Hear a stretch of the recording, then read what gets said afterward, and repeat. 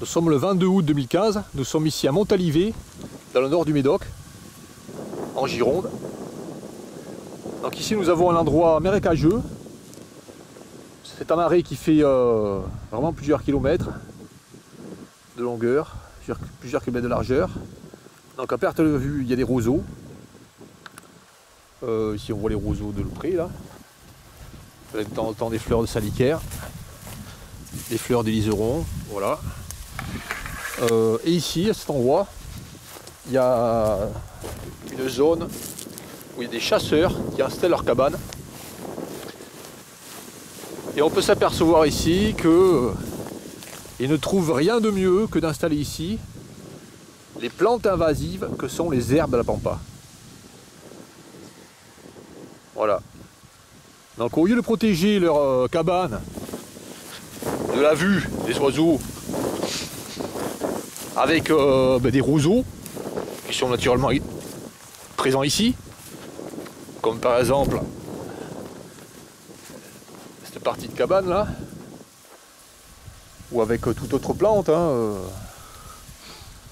avec des sols voilà, qui poussent ici naturellement. Ah ben, ces chasseurs préfèrent mettre ici des herbes de la pampa. Voilà cette plante invasive qui est l'herbe de la pampa ici qui pousse. Voilà. Donc ici nous voyons des milliers de graines.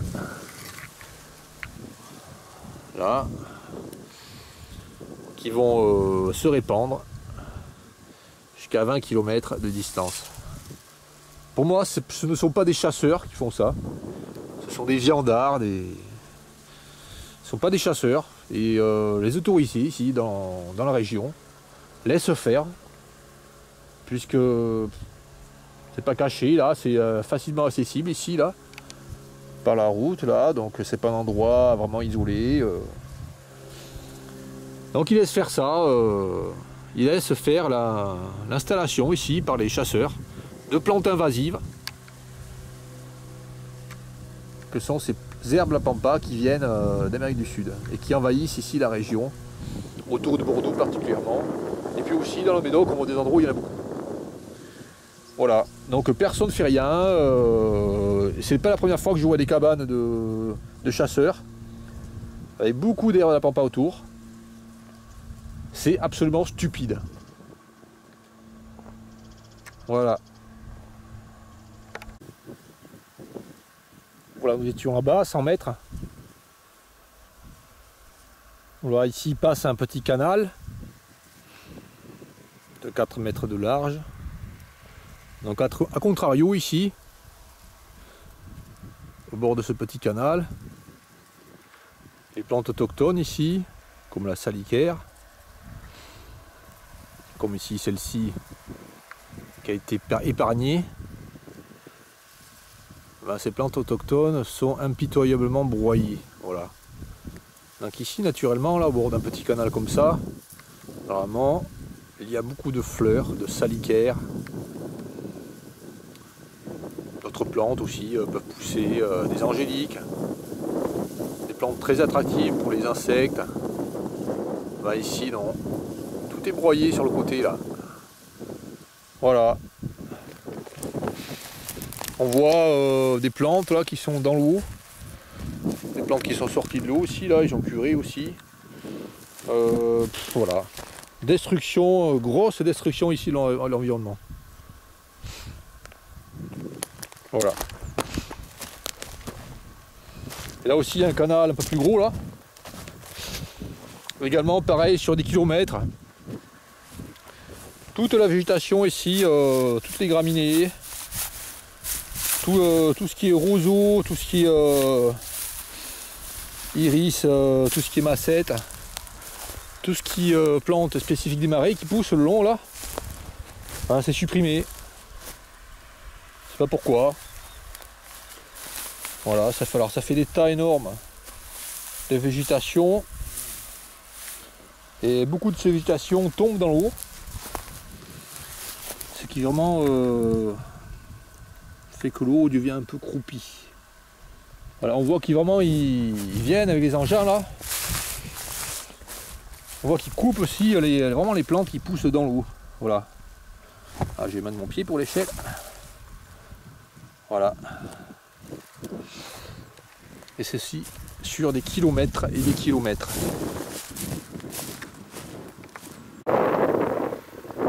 Également, ce qui est coupé, qui pousse au bord des canaux, c'est la menthe. Donc très attractive pour les insectes butineurs. Là on voit un bourdon, un gros bourdon hein, terrestre. Ici là, voilà. On voit des petits bourdons aussi. Enfin différentes petites espèces d'hyménoptères. Bon, des abeilles on n'en voit pas parce que c'est vraiment régressé les abeilles. On voit aussi de la pulicaire dysentérique. Voilà, donc toutes ces fleurs là qui poussent naturellement là au bord des canaux. Un frelon commun, un frelon européen. Toutes ces fleurs là, mais en fait elles sont détruites. Donc là il y a un petit passage où il y en a. Mais ailleurs elles sont détruites. Voilà.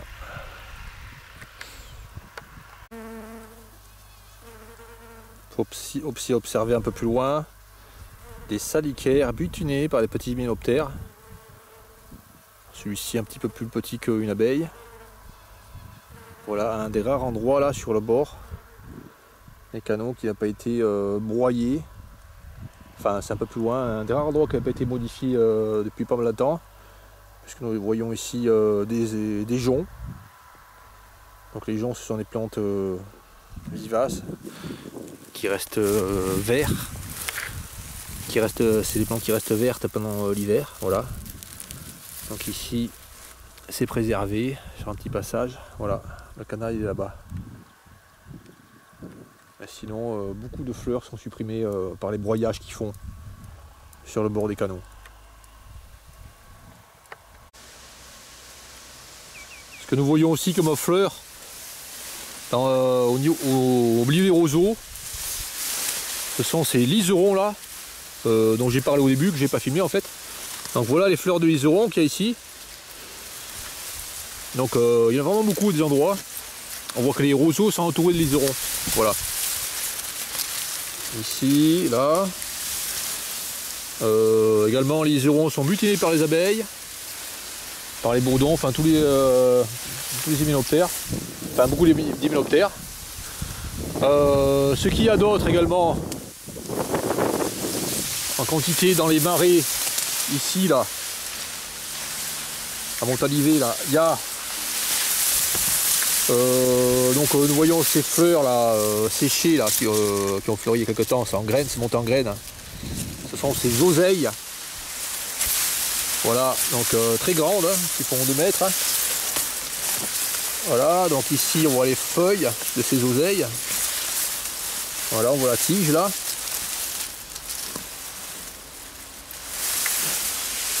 Et ce qu'on peut voir aussi, ce sont ces plantes là qui font des fleurs, des petites fleurs roses, comme ça là.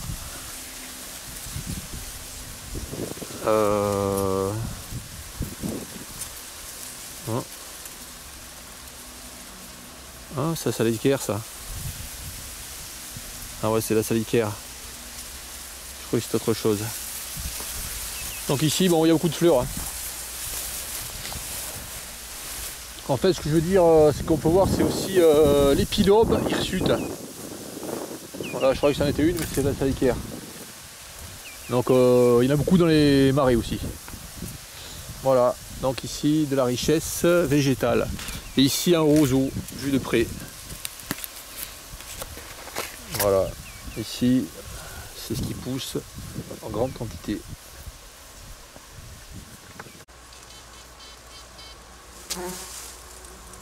Voilà, des cirfes également qui vont dans les fleurs.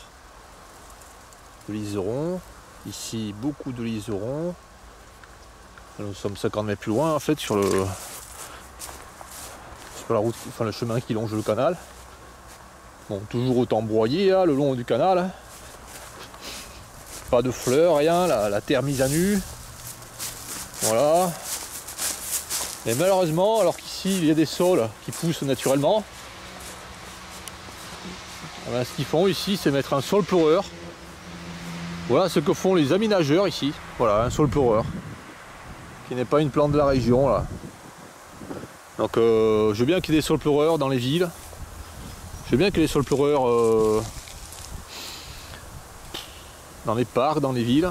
Mais moi je considère qu'ici, dans la nature, c'est pas bien de tout modifier et de mettre les saules pleureurs. On peut s'apercevoir que les gens qui font le broyage ici, enfin le broyage, si c'est un broyage de l'herbe, ils font des blessures aux arbres. Bon, ça c'est général, hein, partout, ouais, c'est comme ça. Même les arbres qui plantent, les gars, ils les blessent, voilà. Donc ils font des aménagements, enfin entre guillemets, hein. Puis après ils détruisent leur propre plantation. C'est ridicule. Voilà.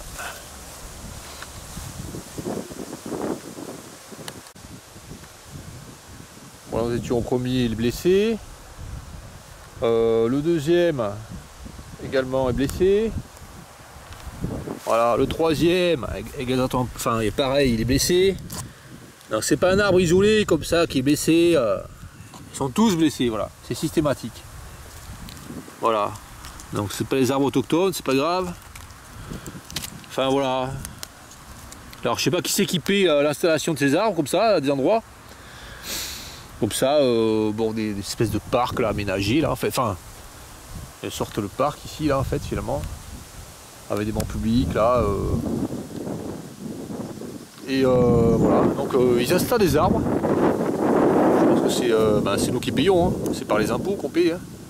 Et ensuite, ceux qui font le broyage de l'herbe absurde là, jusqu'au bord là des canaux, au niveau de ces parcs, ben, ils blessent tout. Ils blessent les arbres qu'on a payé. Voilà. C'est absurde. Absurde, absurde. Voilà. Bon, mais voilà. Là, la route. Donc là, ça mène au camping, là, Montalivet, ou vers les plages. Et là, nous avons Montalivet, le village. Voilà. Nous étions sur le petit chemin là qui va dans le marais là. Donc ici nous avons une grande zone. Voilà. Qui est tondue. Voilà. Pour qui, pourquoi, voilà, c'est tondu. Donc ça a été tondu quand l'herbe était haute. Ce qui fait qu'en fait ça détruit vraiment, ça détruit tout ici. Donc voilà. Et pareil là, quand ils passent près des chênes, ils font des graves blessures. C'est quasiment, voilà, ils cassent les branches. Ça devient vraiment affreux quoi. C'est vraiment affreux, affreux. Ça devient minable, voilà. Voilà.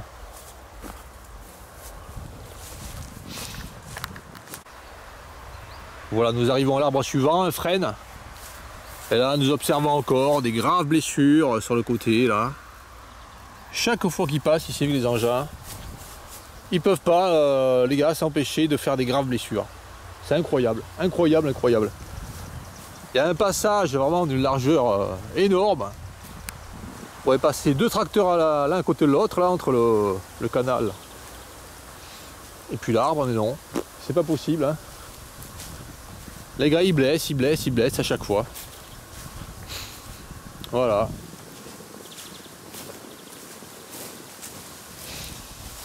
Ah, ici, l'eau est claire, dans ce petit canal là. C'est pas le cas de tous les petits canaux. Souvent l'eau est trouble.